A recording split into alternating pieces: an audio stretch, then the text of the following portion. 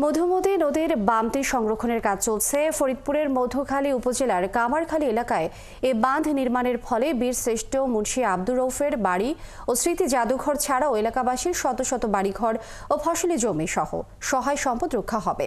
তবে কাজের মান নিয়ে সংশয় জানিয়ে মানসম্পন্ন কাজ নিশ্চিত করার দাবি জানিয়েছেন এলাকাবাসী। মনিরুল ইসলাম টিটুর তথ্য ছবিতে প্রতিবেদন।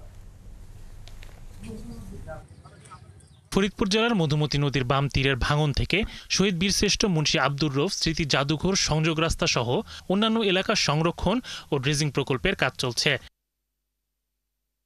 এ প্রকল্পের আওতায় মধুখালী উপজেলার 3টি পয়েন্টে ৩,১৫০ মিটার এবং আলফাডাঙ্গা উপজেলার 5টি পয়েন্টে ৪,৩৫০ মিটার মোট ৭.৫ কিলোমিটার জায়গা তীর সংরক্ষণ ও ৩.০১ কিলোমিটার চর অপসারণে ড্রেজিং চলছে।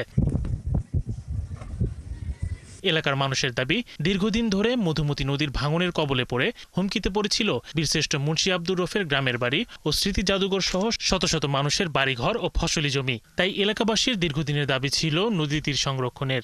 আসলে নদীটা হচ্ছে আপনার একটু দূরেই ছিল, ভাঙতে ভাঙতে অনেক কাছে চলে আসে। 2বার ভাঙিছি, আরো একবার ভাঙার কাদা হয়ে যাচ্ছে।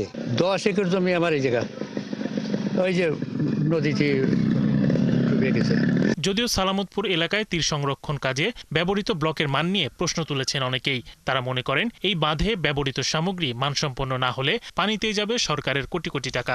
ব্লকগুলো কিন্তু মানসম্পন্ন দেখছি না। যদি ভালোভাবে না বাঁধে তাহলে তো ওইটার ফলাফল আমরা ভালো পাবো না। তবে পানি উন্নয়ন বোর্ডের নির্বাহী প্রকৌশলী জানান, নদী তীর সংরক্ষণের কাজের মান রক্ষায় সর্বোচ্চ নজরদারি ও তদারকি রয়েছে। আমি নিজে নির্বাহী প্রকৌশলী আছি এবং সাথে সাথে টাস্কফোর্সের প্রতিনিধি দল হচ্ছে নিয়মিত এখানে পরিদর্শন করতেছে। তারা এটার গুণগত মান, সংখ্যা এবং পরিমাণ দুইটাই নির্ধারণ করতেছে। এ কাজের প্রকল্প ব্যয় ধরা হয়েছে 481 কোটি টাকা। আগামী 2026 সালের জুন মাসে কাজ শেষ হওয়ার কথা বলে জানিয়েছেন জেলার পানি সম্পদ অধিদপ্তর।